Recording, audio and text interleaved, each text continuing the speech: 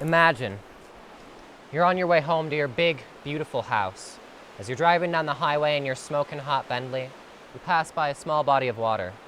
As you pass by, you start to hear thrashing in the distance. You hear screaming and shouting. You get closer, and you see a child drop below the water. You could wade in and save the child. The water's relatively shallow. But you're wearing your $3,000 Jesus shoes, which would be completely ruined if you went in. Instead, you speed away, and you let the child drown. Doesn't that sound evil? If you're like most people, as I told that story, you thought, I would never do something like that. Our ethical intuitions tell us that the moral worth of the child far outweighs the moral worth of the shoes. That $3,000 is probably a lot for you or for me, but for somebody who's spending it on a single pair of shoes, probably not. Yet it only costs $3,000 for the top charities to save one life. The Helen Keller Foundation, for example, can buy 2,800 vitamin A supplements for starving children with $3,000 to save on average one life. What's different about this situation? If we return to the drowning child analogy, we can simplify a bit.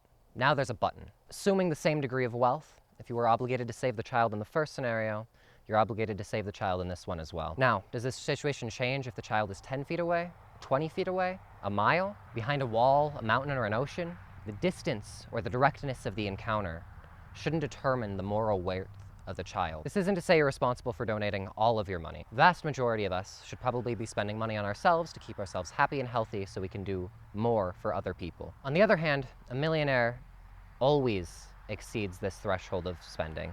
It's reasonable to believe that an index fund will raise an average of 10% interest per year, reinvesting 2% in the event a millionaire cannot or ought not work for whatever reason. Their income would be $80,000 a year.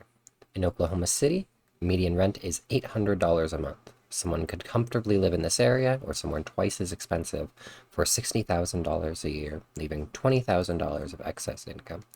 As we've discussed, the best charities around the world can save a life for $3,000, meaning every single year that a millionaire doesn't donate to those charities, 7 people die unnecessary deaths, ignoring interest accumulation. After just 5 years, they're responsible for more deaths than the world's deadliest school shooting.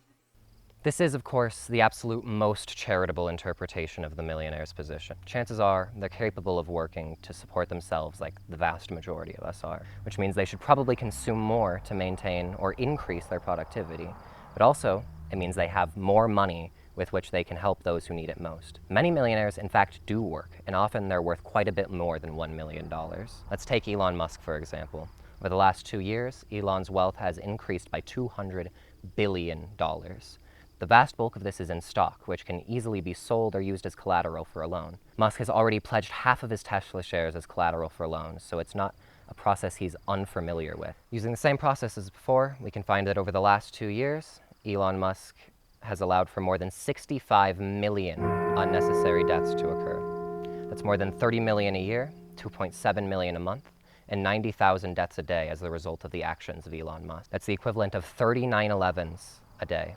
Over the course of the last 2 years, that's the equivalent of 22,394 9/11s. That's intense. You've probably heard the term opportunity cost in an economics classroom before. Your teacher probably told you to remember that buying one item necessarily means forgoing another item of possibly more value.